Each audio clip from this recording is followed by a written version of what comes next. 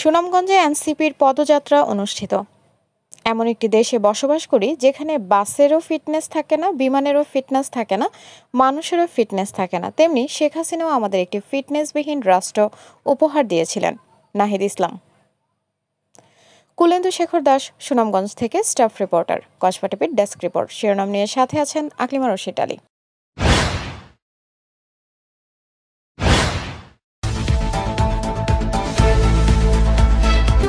Kasba TV, হৃদয়ে বাংলা। জাতীয় নাগরিক পার্টি এনসিপির কেন্দ্রীয় আহ্বায়ক নাহিদ ইসলাম বলেছেন, জুলাই পদযাত্রায় ২৫তম দিনে আমরা সুনামগঞ্জে এসেছি। জুলাই গণ অভ্যুত্থানে যখন বিগত ১৬ বছরে চেপে বসা শেখ হাসিনার ফ্যাসিবাদ, গণহত্যা, গুম, খুন থেকে বিরোধী দলের নেতৃবৃন্দরা সেই লড়াইকে এগিয়ে নিয়ে যেতে পারছিলেন না, নির্যাতিত হয়ে যাচ্ছিল, সেই সময়টাতে কোটা সংস্কার আন্দোলন থেকে ছাত্র জনতা এক দফা আন্দোলনের মাধ্যমে ফ্যাসিবাদ বিরোধী আন্দোলনে রূপ নিয়েছে। ফলে আপনারা আমাদের উপর আস্থা রেখেছিলেন এই বিজয়ে এবং আপনারা গণভবন ঘেরাও করতে গিয়েছিলেন। আমরা ছাত্র জনতার আন্দোলনের মাধ্যমে ফ্যাসিবাদী শেখ হাসিনার পতন নিশ্চিত করেছিলাম। এই আন্দোলনের বিজয় দেশের ছাত্র জনতার। এই লড়াইয়ে হাজারো ছাত্র জনতা জীবন দিয়ে এই নতুন বাংলাদেশ বিনির্মাণ করেছেন।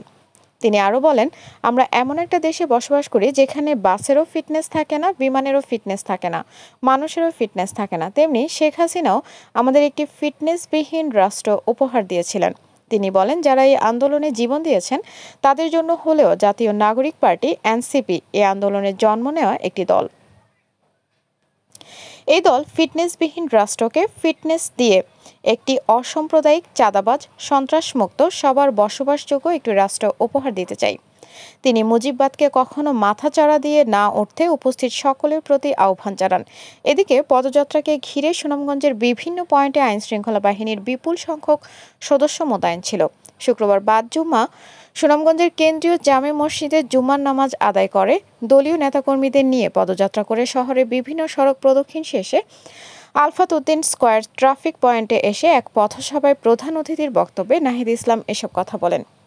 এনসিপির সুনামগঞ্জ জেলা কমিটির আহ্বায়ক সাজাউর রাজা সুমনের সভাপতিত্বে অনুষ্ঠিত পথসভায় বক্তব্য রাখেন এনসিপির কেন্দ্রীয় নেতা আক্তার হোসেন, এনসিপির উত্তরাঞ্চলের মুখ্য সমন্বয়ক সার্জিস আলম, দক্ষিণাঞ্চলের মুখ্য সমন্বয়ক হাসনাত আবদুল্লাহ, ডাক্তার তাসনিম জারা ও সুনামগঞ্জের এনসিপির নেতা অনিক রায় সহ প্রমুখ। অভ্যুত্থানের বছর পূর্তিকে সামনে রেখে দেশ গড়তে জুলাই পদযাত্রা কর্মসূচির ঐতিহাসিক সাক্ষী হতে চলছে আমাদের প্রিয় শহর, শান্তির শহর সুনামগঞ্জ।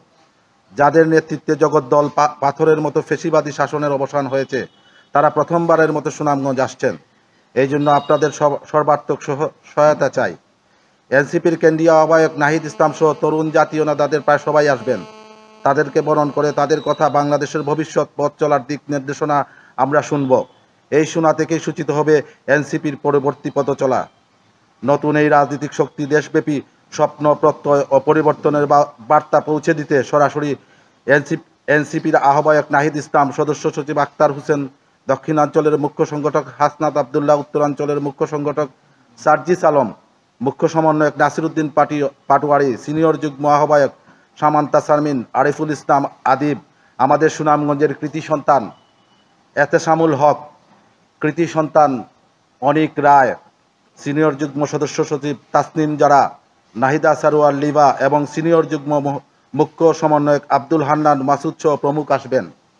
আমাদের প্রোগ্রাম বা কর্মসূচিকে কেন্দ্র করে কোনো ধরনের জনভোগান্তি তৈরি হবে না। আমাদের পরিকল্পনা এবং পুরো রোডম্যাপে ওইভাবে করা আছে। আর বিশেষ করে আপনারা যদি দিনটার দিয়ে খেয়াল করেন, ওই দিন শুক্রবার আমাদের এটা মহাসমাবেশ না, আমাদের পথসভা। সেই পথসভা আসলে ঘণ্টাখানেকের বেশি হয় না। সেই জায়গা থেকে আসলে শুক্রবার জুম্মার নামাজ পরবর্তী সময়ে আমরা যেইভাবে রোডম্যাপ করেছি, আপনারা যদি সেই স্পটে যান বা ওই দিন দেখেন, আমরা মনে করি সেই ধরনের জনভোগান্তি তৈরি হবে না। আর উল্লেখ করার বিষয়, আমরা যেই স্পটটা নিয়েছি এটার অল্টারনেটিভ আরও অনেক রাস্তা আছে। সেই জায়গা থেকে আমরা মনে করছি কোন ধরনের জনভোগান্তি তৈরি হবে না। আপনাদের কাছে যদি এমন কোনো তথ্য থাকে জানাতে পারেন আমাদের ফেসবুক পেজ কসবা টিভিতে। কসবা টিভি, সময়ের সাথে মানুষের পাশে। কসবা টিভি আপনাদের সাথে ছিল। আপনারা অপেক্ষায় থাকুন পরবর্তী আপডেটের জন্য। কসবা টিভির সংবাদের সাথে থাকার জন্য ধন্যবাদ জানাচ্ছি। পরবর্তী সংবাদ পেতে আমাদের চ্যানেলটি সাবস্ক্রাইব করে রাখুন।